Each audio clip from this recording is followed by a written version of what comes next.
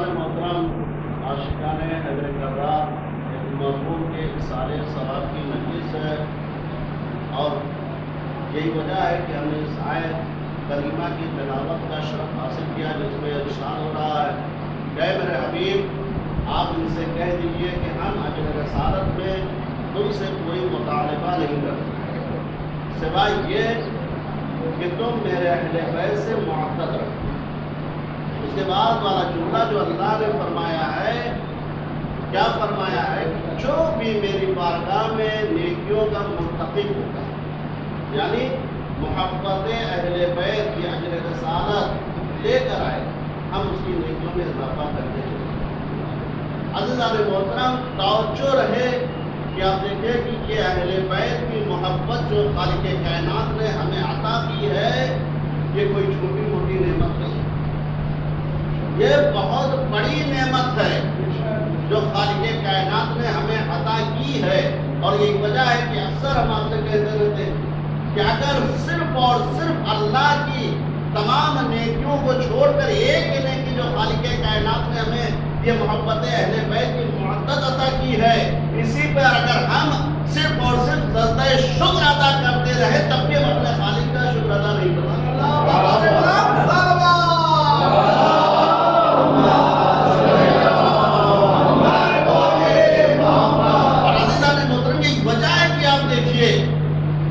یہ جو مرحوم اس دنیا سے گئے ہیں، یہ اپنے دل میں محبت لے کر گئے ہیں، اور یہ وجہ ہمارے یہاں کہا جاتا ہے کہ جس کے دل میں اہل بیت کی محبت ہوتی ہے وہ مردہ نہیں ہوتا، وہ زندہ ہوتا ہے۔ یہی وجہ ہے کہ جب اہل بیت کی محبت کا اعلان ہوا، اللہ نے یہ پیغام رسول اسلام کے ذریعے لوگوں تک بھیجا، امتوں تک پہنچایا، تو امت سوچنے لگی یہ جو رسول اسلام پیغام لے کر آئے ہیں اہل بیت کی محبت کا، اس پیغام سے کس کا فائدہ ہوگا؟ اس پیغام سے یا تو لانے والے رسول کا فائدہ ہے، یا بھیجنے والے خدا کا فائدہ ہے، یا جس کی معدت کو واجب قرار دیا گیا ہے اس کا فائدہ۔ ان کے ذہنوں میں یہ باتیں آنے لگی، ایک مرتبہ خالق کائنات نے آواز دی، اے میرے حبیب جاؤ ان سے کہہ دو کہ دیکھو جو اہل بیت سے صلوات بھیجے پر محمد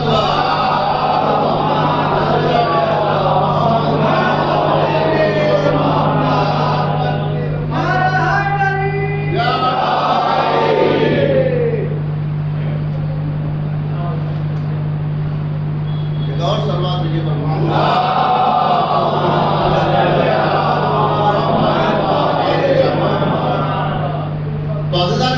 جب پیغمبر اسلام کو بھیجا تو ان لوگوں نے سوچنے لگے کہ اس محبت سے کس کا فائدہ؟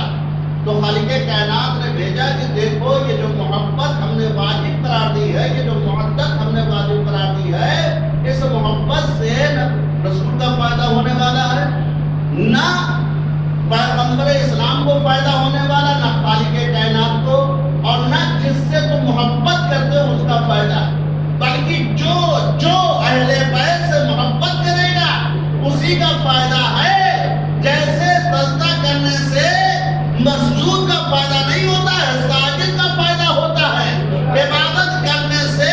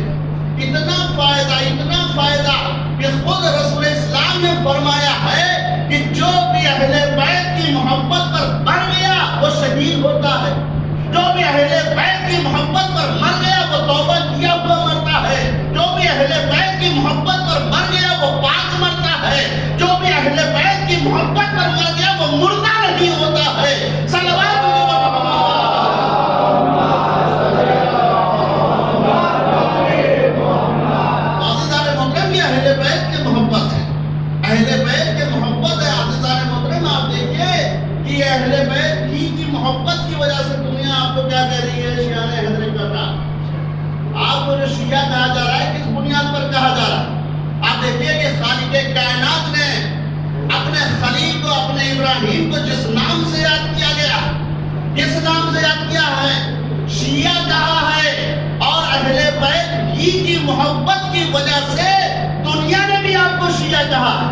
ورنہ آپ دیکھیں کہ نماز ہم بھی پڑھتے ہیں، روزہ ہم بھی رکھتے ہیں، زکوٰۃ ہم بھی دیتے ہیں، قرآن کی تلاوت ہم بھی کرتے ہیں، حج ہم بھی کرتے ہیں، لیکن ہماری نمازوں نے ہمیں شیعہ نہیں بنایا، ہمارے روزوں نے ہمیں شیعہ نہیں بنایا، ہماری زکوٰۃ نے ہمیں شیعہ نہیں بنایا ہے، ہمارے حج نے ہمیں شیعہ نہیں بنایا ہے۔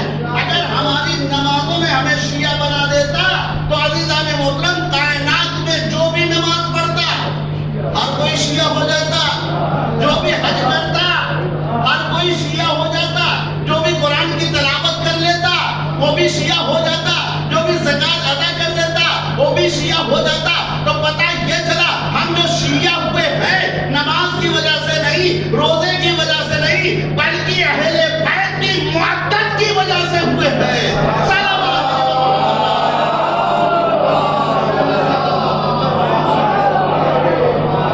عزیزان محترم، یہ اہل بیت کی محبت، اور اہل بیت کی محبت سے ہمیں کتنے فائدے ہیں، اہل بیت کی محبت سے ہمارے کتنے فائدے، کیا کیا ہمیں ملا، کیا کیا عظمتیں ہمیں ملی ہیں۔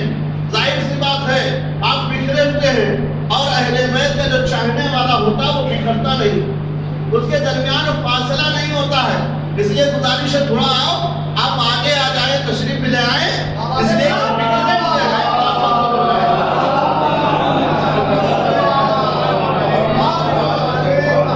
یہ جو آپ بکھرے ہوئے بلا فضل ہو جائیں، اس لیے آپ دیکھیں کہ جو بار بار مجلسوں میں ہمیں بلایا جاتا ہے آگے آئیے آگے آئیے، اس کی بھی ایک وجہ، یہ بار بار جو بلایا جاتا ہے اس کی بھی ایک وجہ، کیوں بلایا جاتا ہے بار بار؟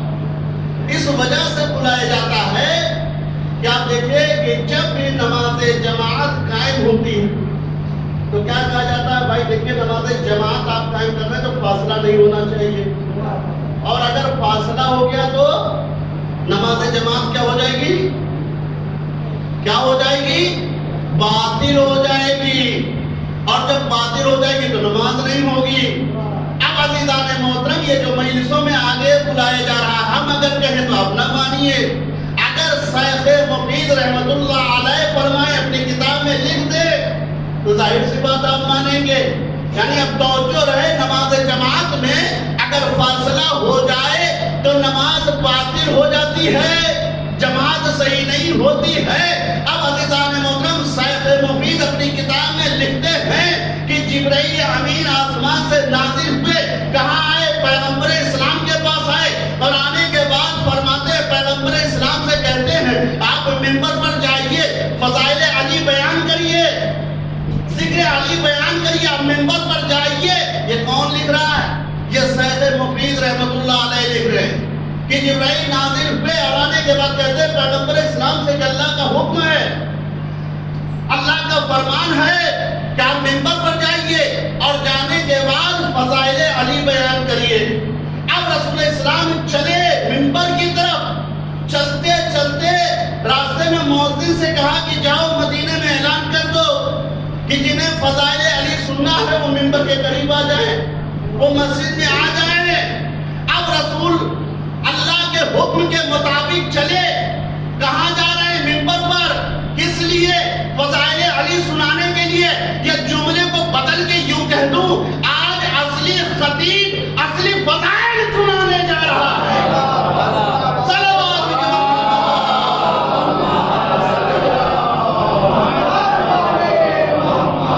جبرائیل نے کہا منبر پر جائیے، اللہ کا حکم ہے، فضائل علی بیان کریے۔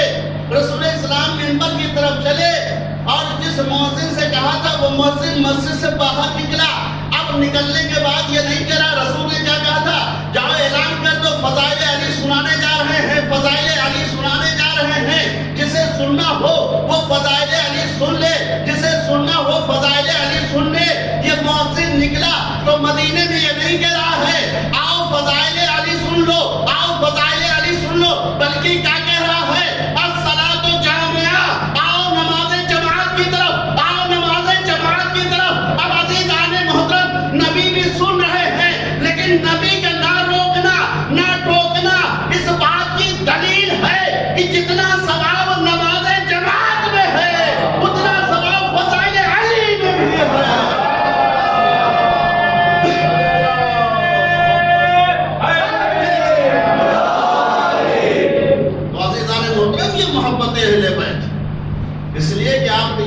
نہیں کہا، تب بھی اہل بیت آپ کے ساتھ، ہر مقام پر، ہر منزل پر آپ کے ساتھ اہل بیت، اس لیے کہ آپ نے اس سے اپنا ناطہ کیا جو ہر مقام پر، ہر منزل پر آپ کے ساتھ، آپ نے اس سے اپنا رشتہ نہیں جوڑا ہے جو رسول کو چھوڑ کر پہاڑ پر چلا جائے، آپ نے ایسے سے رشتہ ناپا ہے، ایسے سے رشتہ لیا ہے جو ہر مقام پر، ہر منزل پر آپ کے مقام پر، ایسا نہیں کہ دنیا ہی میں نہیں، صرف دنیا میں نہیں بلکہ ہر مقام پر، قبر میں بھی آپ کے ساتھ آئے گا، حشر میں بھی آپ کے ساتھ آئے گا، محشر میں بھی آپ کے ساتھ، یہاں تک کہ جنت کے دروازے تک آپ کے ساتھ رہے گا۔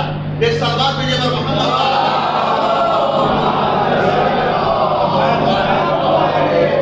محترم، آپ اپنی عظمتوں کو پہچانیے، اپنے مرتبے کو، آپ کو کیا عظمت ملی ہے اہل بیت سے محبت کرنے کی، اب کتنی بڑی نعمت ہے یہ آپ کے لیے۔ آپ دیکھیں کہ ایک واقعہ ملتا ہے کہ نجف اشرف میں، اس لیے مرحوم کے سارے سوال، نجف اشرف میں قافلہ آیا زائرین کا،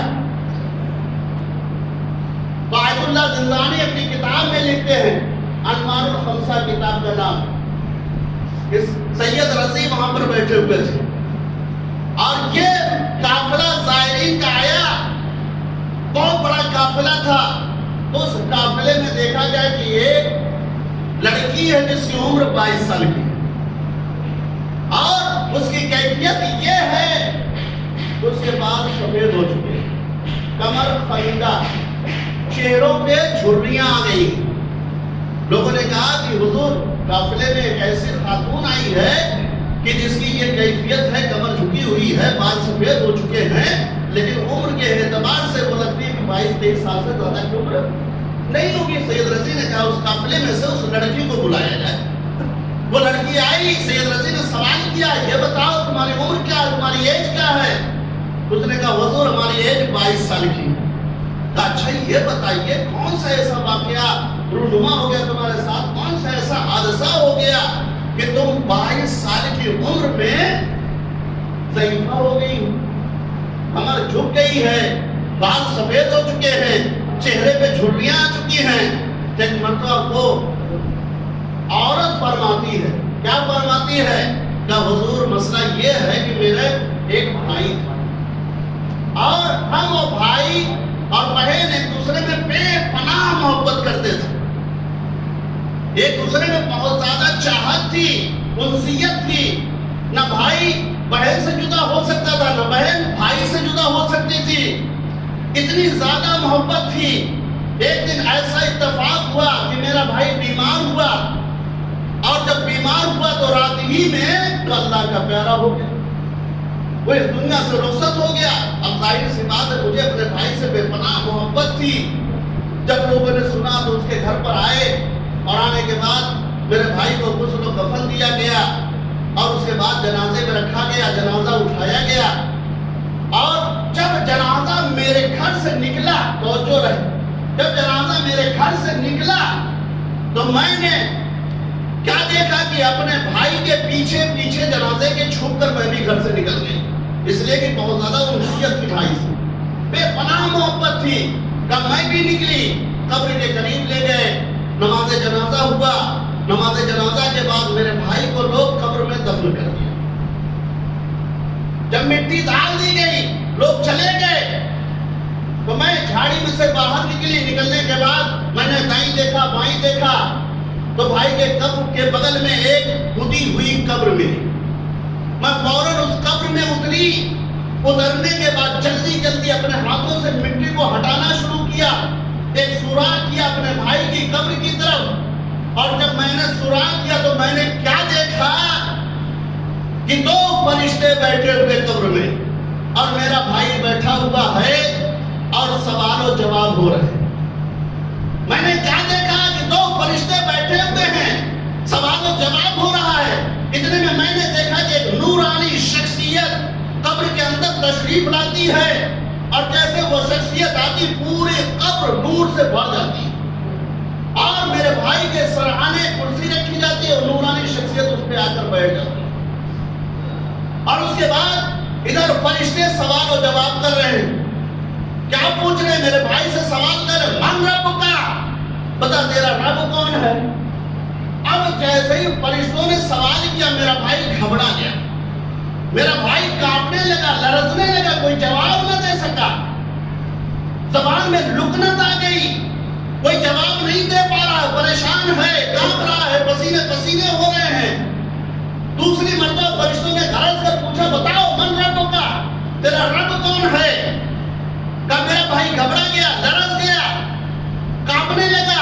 بس وہ نورانی شخصیت جو بغل میں بیٹھی ہوئی تھی سرحانے، ایک مرتبہ وہ سہارا دیتی اور فرماتی ہے بھائی اے نوجوان تو ڈرتا کیوں، تو خوف زدہ کیوں ہو رہا ہے، کیوں گھبرا رہا ہے، کیوں نہیں کہہ دیتا اللہ رب جل و جلالہ، میرا رب خدا ہے، میرا رب اللہ ہے۔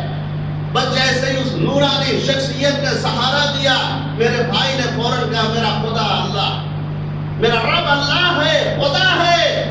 فرشتوں نے فوراً دوسرا سوال کر لیا من نبیوں کا، تمہارا نبی کون ہے؟ پھر میرا بھائی کانپنے لگا، لرزنے لگا، تھررانے لگا، کانپنے لگا، کوئی جواب نہ دے سکا۔ فرشتوں نے دوبارہ سوال کیا تمہارا نبی کون ہے؟ میرا بھائی ڈرا، خوف زدہ ہوا، کانپا۔ ایک مرتبہ اسی نورانی شخصیت نے پھر ہاتھوں کو بڑھایا، سہارا دیا، فرمایا ڈر کیوں رہا ہے، خوف زدہ کیوں ہو رہا ہے، بتا دینا کہ تمہارا نبی حضرت محمد مصطفیٰ صلی اللہ علیہ وسلم۔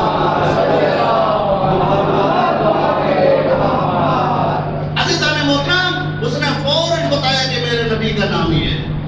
پھر سوال ہوا بتا تیرا قبلہ کیا، تیرا قبلہ کیا ہے؟ عزیزان محترم، وہ ڈر گیا، خوف زدہ ہو گیا، کانپنے لگا، زبان میں لکنت آئی، کوئی جواب نہ دے سکا، پریشان ہو گیا۔ پھر دوبارہ سوال ہوا، پھر کانپنے لگا، ڈرنے لگا، تو نورانی شخصیت نے سہارا دیا کہ بتاؤ تمہارا قبلہ کیا ہے، خانہ کعبہ۔ پھر اس کے بعد سوال ہوا اور وہ نورانی شخصیت جواب دیتی رہی، سہارا دیتی رہی، لیکن ایک مرتبہ فرشتوں نے سوال کیا کہ بتا تیرا مولا کون ہے، تیرا امام کون ہے؟ کہ جیسے ہی سوال ہوا میرا بھائی کانپنے لگا، میرا بھائی ڈرنے لگا، خوف زدہ ہوا، کوئی جواب نہیں دے رہا۔ دوبارہ فرشتوں نے کڑکدار آواز میں سوال کیا من امامی، بتا تیرا امام کون ہے، مولا کون ہے؟ اب عزیزان محترم، میرا بھائی ڈرا، خوف زدہ ہوا، ایک مرتبہ مایوسی کے عالم میں اس نورانی شخصیت کی طرف نگاہوں کو دوڑایا کہ شاید کچھ مدد کر دے۔ میں نے کیا دیکھا کہ وہ نورانی شخصیت اپنی جگہ سے اٹھی اور اٹھنے کے بعد باہر نکلنے لگی۔ بس میں نے قبر کو توڑا، توڑنے کے بعد اس نورانی شخصیت کے قدموں کو پکڑ لیا، فرمایا اے بھائی، ہر کام پر، ہر موقع پر، ہر منزل پر تو نے میرے بھائی کی مدد کی۔ جب وہ اللہ کو بھولا تو نے بتایا، جب وہ نبی کو بھولا تو نے بتایا، قبلے کو بھولا تو نے بتایا، یہ بھی بتا دے اس کا مولا کون ہے۔ ایک مرتبہ مولا پلٹنے کے بعد فرماتے ہیں کہ اگر دنیا میں یہ مجھے مولا مان لیتا تو میں بتا دیتا۔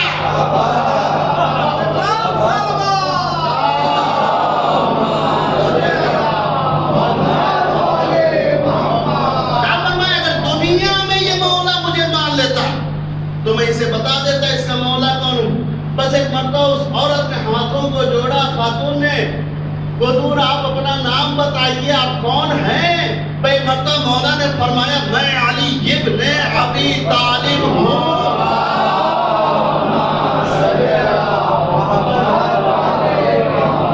میں علی ابن ابی طالب ہوں۔ جیسے یہ جملہ کہا، اب وہ خاتون فرماتی ہے ادھر مولا کے قدم قبر سے باہر نکلے، قبر میں انگارے آگ روشن ہو گئے، کہ اس واقعے کے بعد میرے بال سفید ہو گئے، کمر خمیدہ ہو گئی، چہروں پہ جھرریاں نکل آئی، اور اس دن سے، جس دن سے میں قبر سے باہر آئی ہوں، میں لوگوں میں یہی تبلیغ کرتی ہوں کہ علی مولا، علی مولا، علی مولا۔ بغیر علی کے نہ دنیا کامیاب ہے، بغیر علی کے نہ آخرت کامیاب ہے۔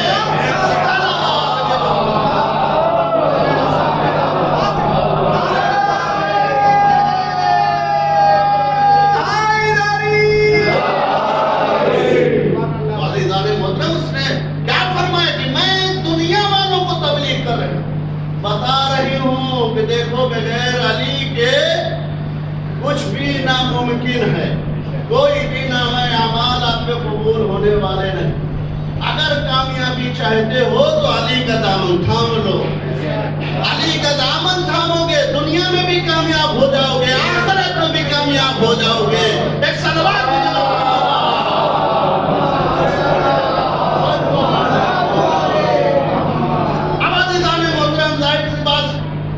مولا قبر سے باہر نکلے، قبر میں انگارے، میں نے ہاتھوں کو جوڑا، نجف اشرف آپ تشریف لے چلیے اور ذریعہ مبارک کو پکڑیے، اور پکڑنے کے بعد مولا سے سوال کریے کہ مولا کیا بات ہے؟ وہ اللہ کو بھولا تو آپ نے بتا دیا، وہ نبی کو بھولا تو آپ نے بتا دیا، وہ قبلے کو بھولا تو آپ نے بتا دیا، وہ اسلام کو بھولا تو آپ نے بتا دیا، لیکن جب مولا کو بھولا تو آپ نے نہیں بتایا۔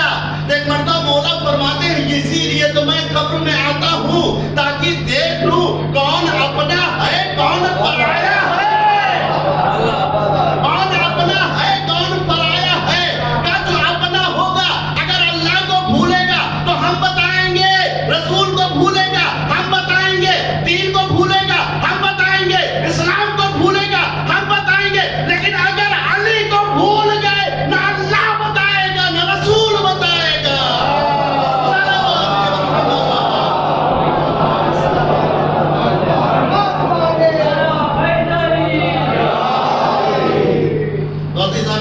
یہ ہے محبت، یہ محبت ہے۔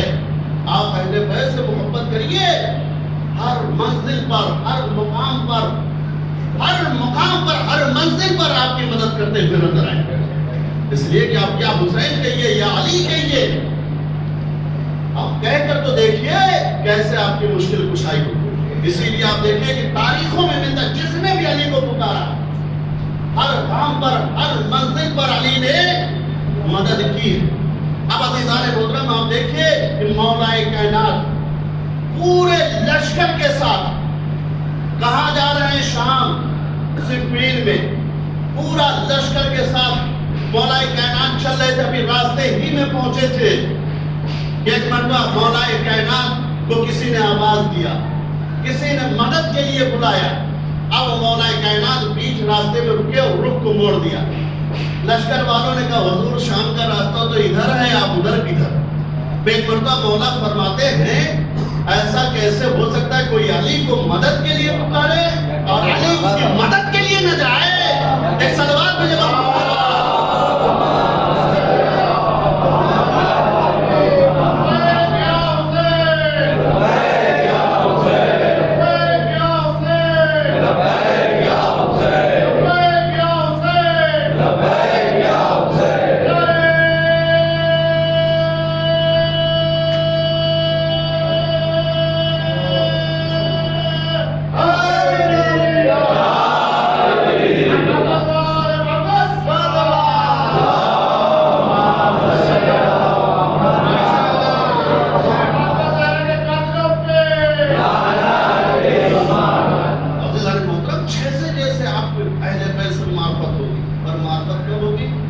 جب اہل بیت کے فضائل کو آپ سنیں، ان کی عظمتوں کو سنیں۔ اس لیے آپ دیکھیں دنیا میں چھوٹی چھوٹی چیزیں جب تک آپ ان کی عظمتوں کو نہیں سمجھتے تو ان کے فضائل کو نہیں سمجھتے، تو ظاہر سی بات اہل بیت کو کیسے سمجھتے؟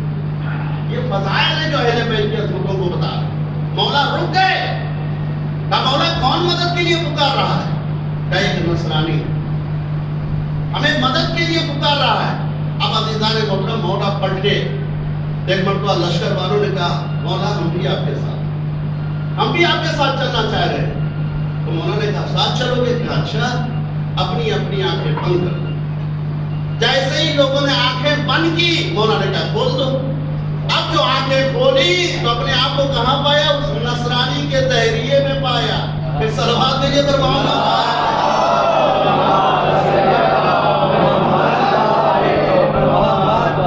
منٹوں میں، سیکنڈوں میں آنکھیں بند ہوئی، علی نے کہا کھولو نصرانی کے دہریے میں۔ اب ظاہر سی بات وہ نصرانی جو علی کو دیکھا نہیں تھا، علی کو پہچانتا نہیں تھا، لیکن علی کی عظمتوں کو جانتا تھا، علی کی معرفت کو جانتا تھا، لیکن شکلاً کبھی علی کو دیکھا نہیں تھا۔ اب جیسے ہی پورا لشکر دیکھا، ایک مرتبہ کھڑکی کو کھولا، سامنے مولا کائنات۔ اب ظاہر سی بات ہے، خوبصورت کوئی انسان آپ کے درمیان آ جائے، جمیل انسان، خوبصورت انسان، تو آپ اسے کیا کہیں گے؟ انسانی تو کہیں گے نا بھائی، انسان ہے تو انسانی کہیں گے، خوبصورت انسان ہے تو انسانی ہی کہیں گے، اور تو کچھ نہیں کہیں گے۔ اتنا اور کہہ دیں گے، اگر بہت زیادہ آپ فضیلت میں آ گئے تو آپ کہہ دیں گے بھائی اس انسان کو اللہ نے بڑی فرصت سے بنایا، بہت فرصت سے بنایا ہے۔ اب ظاہر سی بات الحسینی نے تو علی کو دیکھا نہیں تھا، ایک مرتبہ علی کو دیکھا، ان کی خوبصورتی کو دیکھا، حسن و جمال کو دیکھا، فوراً نیچے آیا، اور آنے کے بعد یہ نہیں کہا کہ آپ انسان ہیں، توجہ رہے، آنے کے بعد کیا کہتا ہے؟ آپ فرشتے ہیں، توجہ رہے، اللہ اکبر، کیا فرمایا؟ آپ فرشتے ہیں۔ ایک مرتبہ مولا نے فرمایا نہیں میں فرشتہ نہیں ہوں، میں فرشتوں کا امام ہوں، میں فرشتوں کا امام ہوں، توجہ رہے۔ ایک مرتبہ اس نصرانی نے سوال کیا، اچھا یہ بتائیے کہ آپ نبی ہیں؟ آپ نبی ہیں؟ کہا نہیں میں نبی نہیں ہوں، بلکہ نبی کو نبوت تو میری ولایت کی وجہ سے ملی۔ کہا آپ عیسیٰ مسیح ہیں؟ کہا نہیں وہ ہمارے محبوں میں سے ہیں۔ کہا عیسیٰ روح اللہ کا، وہ بھی ہمارے محبوں میں سے۔ کہا موسیٰ کلیم اللہ کا، وہ بھی ہمارے محبوں میں سے۔ کہا آپ ہیں کون؟ کیا آپ انسانوں میں سے ہیں؟ کہا نہیں میں ان کا بھی امام۔ کہا آپ جناتوں میں سے ہیں؟ کہا میں ان کا بھی امام۔ اب توجہ رہے، یہ لفظ نصرانی سے فائدہ اٹھانا۔ آپ دیکھیں کہ نصرانی نے کیا پوچھا، سوال کیا، کیا آپ فرشتے ہیں؟ کہا نہیں میں ان کا امام ہوں۔ آپ نبیوں میں سے؟ کہا نہیں نبیوں کو نبوت ملی ہماری ولایت کی وجہ سے۔ آپ عیسیٰ مسیح؟ کہا نہیں وہ بھی ہمارے محبوں میں سے۔ عیسیٰ روح اللہ کا، وہ بھی ہمارے محبوں میں سے۔ ابراہیم خلیل اللہ کا، وہ بھی ہمارے محبوں میں سے۔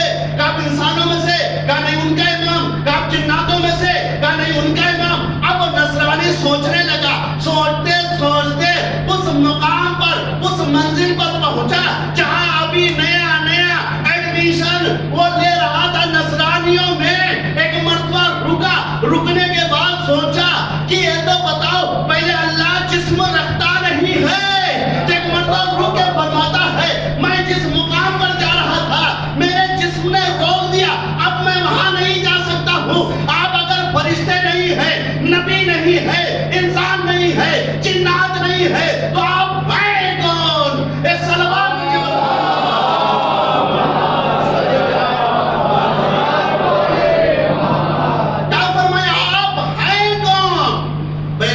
مولا نے فرمایا یہ بتاؤ کیا تم نے کوئی کتاب پڑھی ہے؟ کہا ہم نے کتاب پڑھی ہے۔ کون سی؟ انجیل، اس کا میں حافظ ہوں، اس کا میں قاری ہوں۔ کہا اچھا یہ بتاؤ انجیل میں تم نے کوئی نام پڑھا ہے؟ انجیل میں تم نے کوئی نام پڑھا؟ کہا ہاں یہ ایک نام پڑھا ہے۔ کہا وہ نام کیا ہے؟ کہا تاب تاب، توجہ رہے، کہا نام کیا؟ کہا تاب تاب۔ ایک مرتبہ مولا کائنات نے فرمائی یہ تو انجیل میں ہمارے نبی کا نام، انجیل میں یہ ہمارے نبی کا نام ہے۔ اس نے ہاتھوں کو جوڑا، کہا اچھا یہ بتائیے آپ کا نام کیا انجیل میں ہے؟ تو مولا نے فرمایا سنو انجیل میں میرا نام سنیتیہ۔ کیا فرمایا؟ سنیتیہ ہے۔ ہاتھوں کو جوڑا، کہا مولا یہ بتائیے کیا ہر زبان میں سنیتیہ ہے یا الگ الگ ناموں سے، الگ الگ القاب سے آپ کو پکارا جاتا ہے؟ تو مولا نے فرمایا کہ ہر زبان میں الگ الگ القاب سے مجھے پکارا جاتا ہے۔ انجیل میں مجھے سنیتیہ کہتے ہیں، زبور میں ایلیا کہتے ہیں، مدینہ والے حلاتا کہتے ہیں، مکہ والے مجھے عرب والے مجھے علی کہتے ہیں، مکہ والے حلاتا کہتے ہیں، میرا باپ مجھے ظہیر کہتا ہے، میری ماں مجھے حیدر کراس کہتی ہے۔ پہلے آسمان والے مجید کہتے ہیں، دوسرے آسمان والے عبد الحمید کہتے ہیں، تیسرے آسمان والے عبد الصمد کہتے ہیں، چوتھے آسمان والے ذوالفضا کہتے ہیں، پانچویں آسمان والے علی اعلیٰ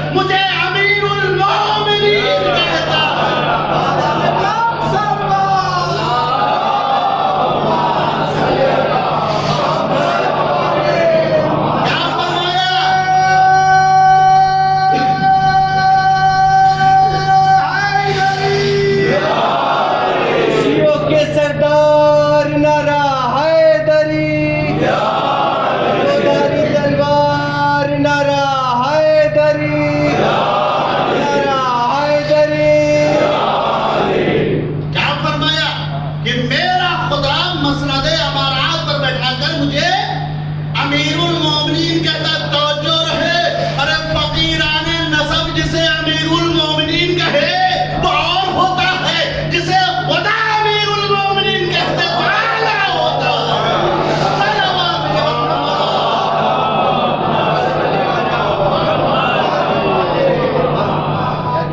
عزیزان محترم، آپ دیکھیں کہ جیسے اس نے علی کے فضائل کو سنا، ہاتھوں کو جوڑا، یا رسول مولا، بہت دیر تک نصرانی بن کے رہا، اب کلمہ پڑھائیے، کلمہ پڑھ کے مسلمان ہوا۔ اب یہ چلے، یہ قافلہ ادھر سے چلا، کہاں پہنچا؟ صفین کے اندر۔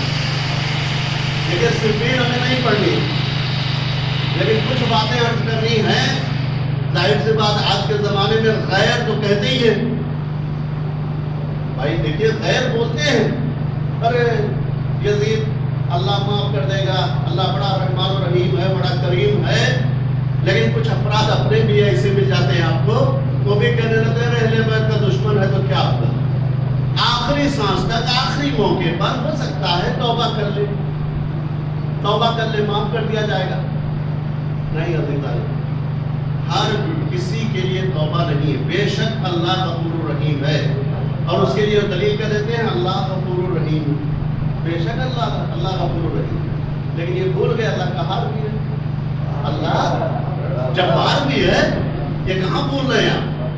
تو ہر ایک کے لیے جو ہے توبہ ممکن نہیں ہے توبہ آخری سانس تک، اللہ کے دروازے آخری سانس تک کھلے ہوئے ہیں، کیا آخری سانس تک انسان اگر توبہ کر لے تو اللہ توبہ کے دروازے کو کھولے ہوئے، لیکن ہر ایک کے لیے نہیں، ہر ایک کے لیے نہیں ہے، جو بھی پہنچ گیا اللہ اسے معاف کر دے گا۔ دلیل بھی ہے، ہر ایک کے لیے نہیں۔ دلیل کیا ہے؟ آپ دیکھیے کہ جنگ صفین میں جب مولا کائنات پہنچے ہیں، ایک شان زدہ مولا کائنات کے مقابلے میں آیا، توجہ رہے، مولا کائنات کے مقابلے میں آیا تو مولا کائنات نے اسے کیا فرمایا کہ بھاگ جا، کہا نہیں کروں گا، کہا کلمہ پڑھ لے، کہا نہیں پڑھوں گا۔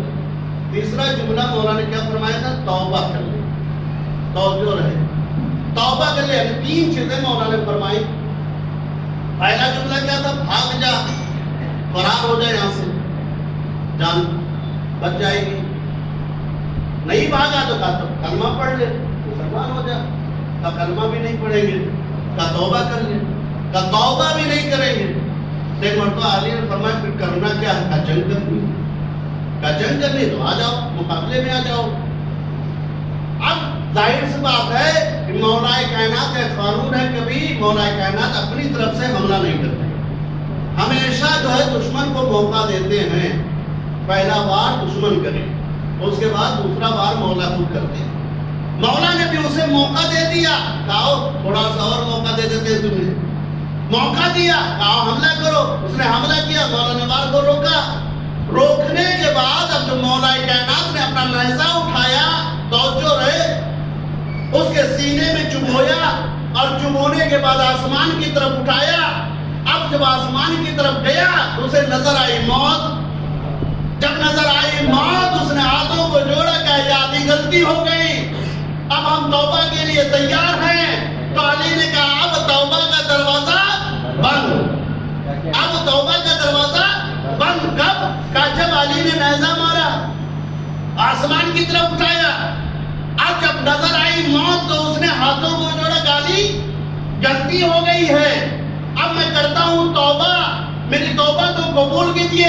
تو مولا نے کیا فرمایا؟ توبہ کا دروازہ بند، توجہ رہے، توبہ کا دروازہ بند۔ میں نے فوراً ہاتھوں کو جوڑا، میں نے کہا مولا ابھی تھوڑی ہی دیر پہلے تو آپ اسے کہہ رہے تھے توبہ کر لے، توبہ کر لے، تب اس نے توبہ نہیں کیا، اب توبہ کرنے کے لیے راضی ہو گیا ہے تو قبول کر لو۔ ایک مرتبہ مولا فرماتے ہیں میں علی یہی تو دنیا والوں کو بتانا چاہتا ہوں کہ توبہ کے دروازے اس وقت کھلے ہیں جب تک معصوم کے مقابلے میں نہ آؤ، ادھر معصوم کے مقابلے میں آ گئے، توبہ کا دروازہ بند۔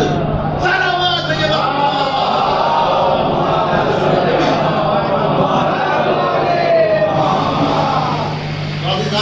آپ دیکھیں کہ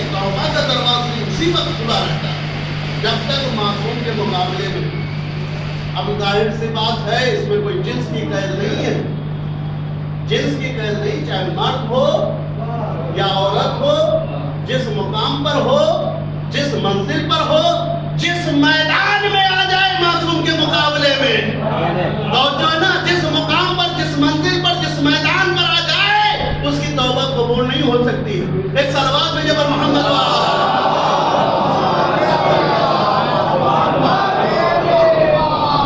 اس لیے کہ آپ دیکھیں بہت سے دلیلیں ہیں اپنے بچوں کے لیے۔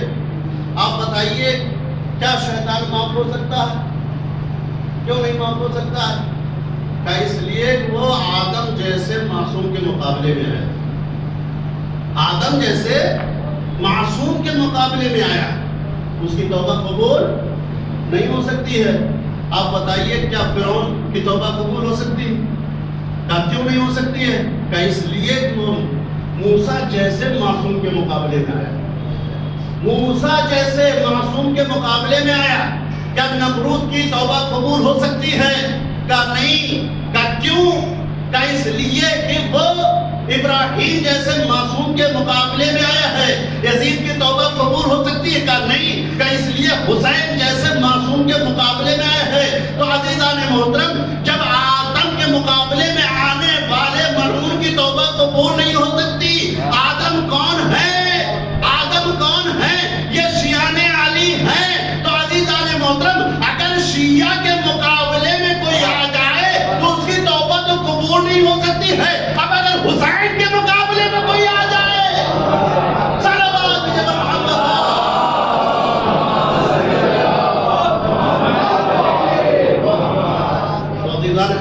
کی معرفت کو سمجھیے، ان کی عظمتوں کو سمجھیے، آپ کیا فضیلت ہے اہل بیت کی، کیا مرتبہ، اور جیسے جیسے آپ ان کی عظمتوں کو سمجھیں گے آپ کا عرفان اور بڑھے گا۔ اس لیے کہ ہر مقام پر، ہر منزل پر، ہر موڑ پر آپ کے ساتھ اہل بیت، اس لیے کہ ہم نے اہل بیت سے رشتہ جوڑا ہے۔ وہ اہل بیت جو ہر مقام پر، ہر منزل پر ہمارا ساتھ ہے۔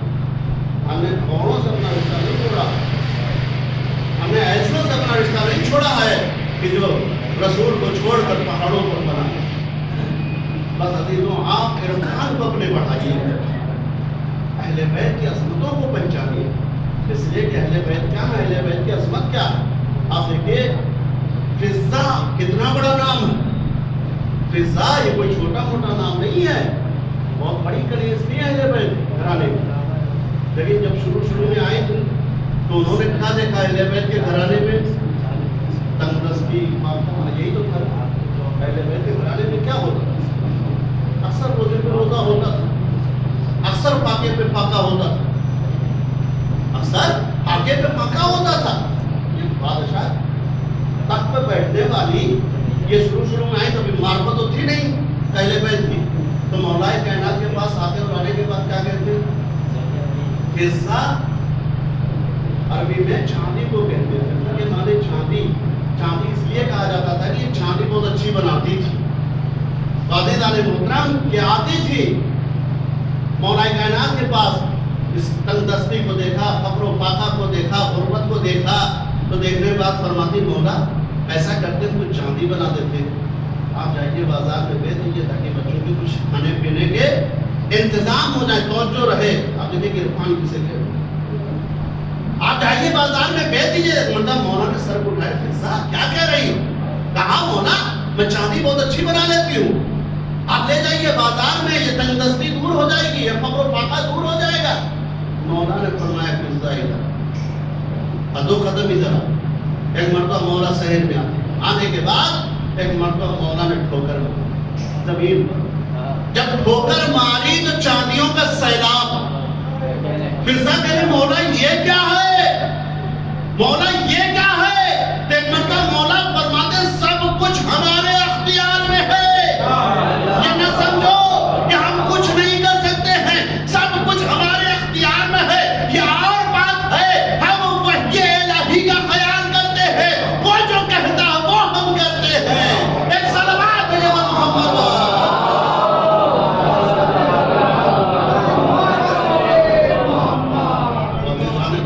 جس سب سے بڑی نعمت ہمارے پاس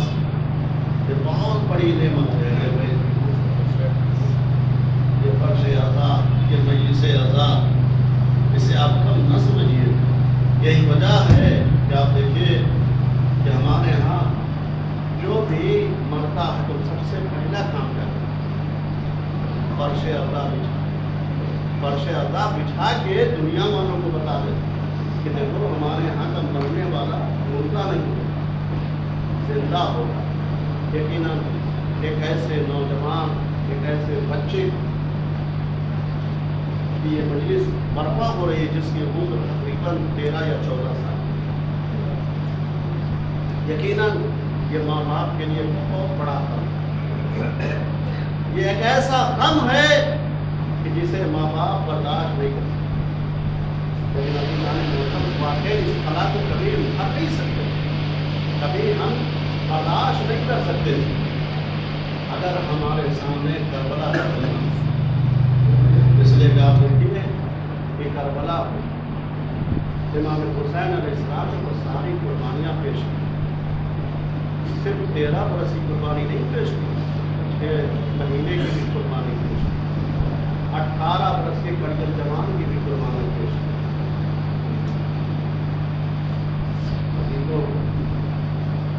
18 برس کے کڑیل جوان، 4 برس کی سکینہ جب روتی تھی پھر کیا کرتی تھی؟ کوئی تماچے مارتا، کوئی تازیانے مارتا۔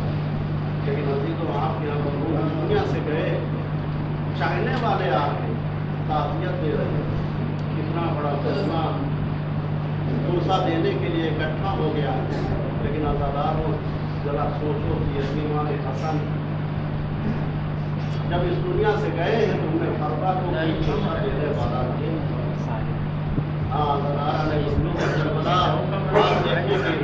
حسین علیہ السلام شب عاشور چراغ کو جلا کر گل کیا، پھر چراغ کو جلا کر مولا عباس شب عاشور تمام اصحاب و انصار کو اکٹھا کرتے ہیں۔ اکٹھا کرنے کے بعد فرماتے ہیں کہ دیکھو کل جنگ کا دن، کل لڑائی کا دن ہے، ایسا کرو کوئی ایسی تدبیر نکالو کہ ہمارا آقا ہمارا مولا بچ جائے۔ ایک مرتبہ اصحاب و انصار نے فرمایا کہ مولا آپ لشکر کے علم بردار، آپ ہی کوئی تدبیر نکالیے۔ ایک مرتبہ مولا عباس فرماتے ہیں کہ اگر ایسا تو سنو، ایک حصہ اصحاب و انصار کا ہوگا، ایک حصہ میرے علی اکبر کا ہوگا اور ایک حصہ میرا ہوگا۔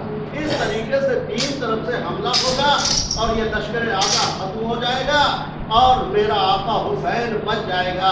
عزاداروں یہ باتیں ہو رہی تھی، ایک 13 برس کا بچہ قاسم وہیں بیٹھا ہوا سن رہا تھا، گریہ کرنا شروع کیا۔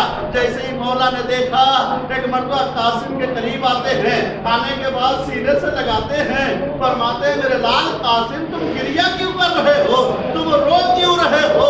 اور باب عطا ایک مرتبہ قاسم فرماتے ہیں چچا آپ نے لشکر کو 3 حصوں میں بانٹ دیا، کیا میں علی کا پوتا نہیں ہوں؟ عزادار اتنا سننا تھا کہ مولا عباس نے سینے سے لگایا، لگانے کے بعد فرماتے اے میرے لال قاسم کل میدان جنگ میں تم میرے ساتھ رہو گے۔ ارباب عطا کتنی تمنا تھی جناب قاسم کو مرنے کہ بار بار حسین کی خدمت میں حاضر ہوتے ہیں، چچا مرنے کی اجازت دے دیجئے، چچا مرنے کی اجازت دے دیجئے، لیکن ارباب عطا حسین مرنے کی اجازت نہیں دے رہے ہیں۔ عزاداروں ایک مرتبہ جناب قاسم آ کے فرماتے چچا کیا شہداء کی فہرست میں ہمارا نام نہیں ہے؟ کیا شہداء کی فہرست میں ہمارا نام نہیں ہے؟ ارباب عطا ایک مرتبہ حسین تڑپ کے فرماتے نہیں میرے لال قاسم تمہارا بھی نام ہے اور تمہارے ششمائے علی اصغر کا نام بھی ہے۔ اپنا نام سنا تو خوش ہو گئے، لیکن جب اصغر کا نام سنا تڑپ گئے۔ فرماتے چچا ارے میرا بھیا تو بھی چھوٹا ہے، کیا آدھا خیمے کے اندر آ جائیں گے؟ حسین تڑپ کے فرماتے ہیں نہیں نہیں میرے لال قاسم، بلکہ میں اصغر کو لے کر جاؤں گا، سوال آپ کروں گا، ہرملا کا شیش و بدیر چلے گا، میرا بچہ میرے ہاتھوں ہو جائے۔ ارباب عطا بار بار قاسم آ رہے ہیں لیکن قاسم کو اجازت نہیں مل رہی ہے۔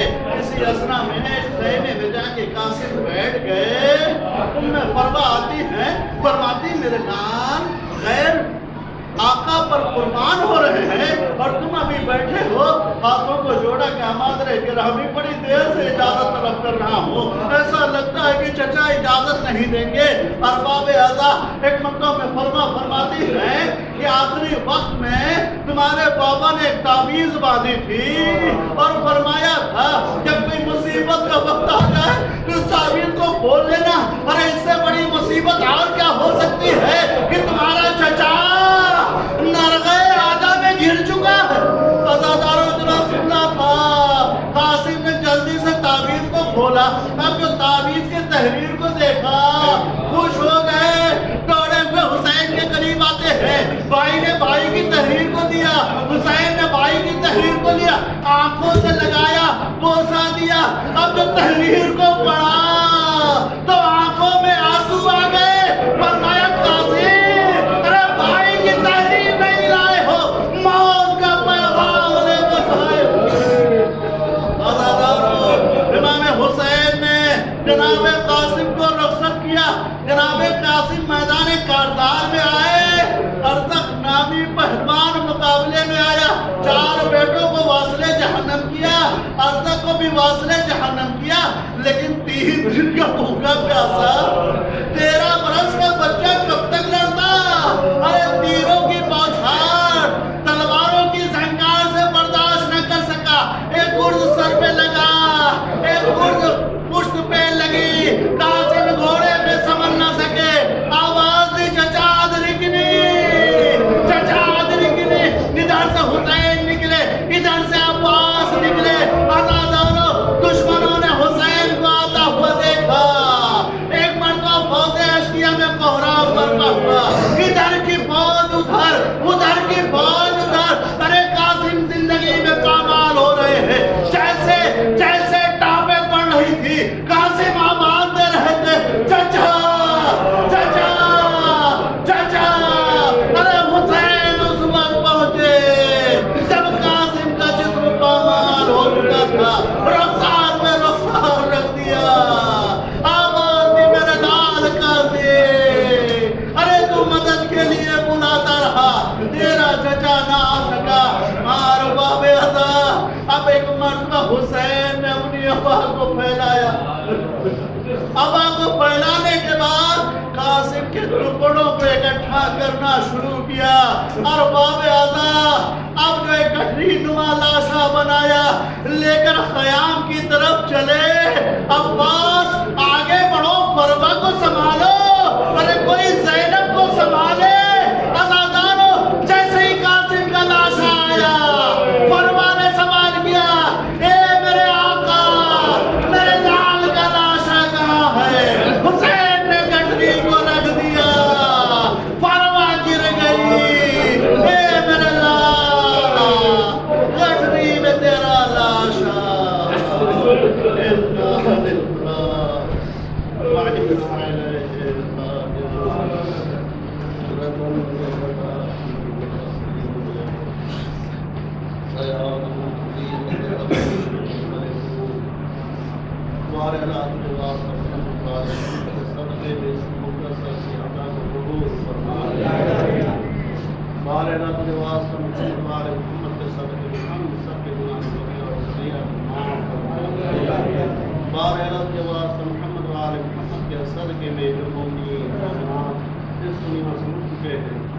بالخصوص مرحوم سید فیضان حسین نقوی, ساجد حسین نقوی, پروردگار ان کی مغفرت فرما. جوار موسمی میں عنایت فرما. درجات میں بلندی عطا فرما. بارحالت جواز ہمارے کے صدقے جہاں پر معصومین علیہ السلام کے صدقے اس مجلس کا ثواب, اس مجلس میں صلوات کا ثواب مرحوم سید فیضان حسین نقوی بن ساجد حسین نقوی کو عنایت فرما. بارحالت جواز محمد والے محمد کے صدقے میں حاضرین کی تمام جائزات کو قبول فرما. اس میں اضافہ فرما. کاروبار میں خیر و برکت عطا فرما. بالخصوص مرحوم کے تمام لواحقین کو صبر جمیل عطا فرما. بارحالت جواز محمد والے محمد کے صدقے میں جہاں جہاں بھی شیعہ حیدری کرار ان کی جان و مال عزت کی حفاظت فرما. دشمنان اہل بیت کو نیز کو نابود فرما. بارحالت جواز محمد والے محمد کے صدقے میں بہترین دعا یہ کہ امام زمانہ کے ظہور میں تعجیل فرما اور ہم سب کو ان کو امام الصالح شمار فرما اللہم تقبل منا وإنك أنت السميع العليم سے دعا ماشاءاللہ آپ دراست جماع سے تین مرتبہ سے ہاتھ کے سلام فرما کر مرحوم و مقبول سید فیضان حسین نقوی، صاحب حسین نقوی اور اللہ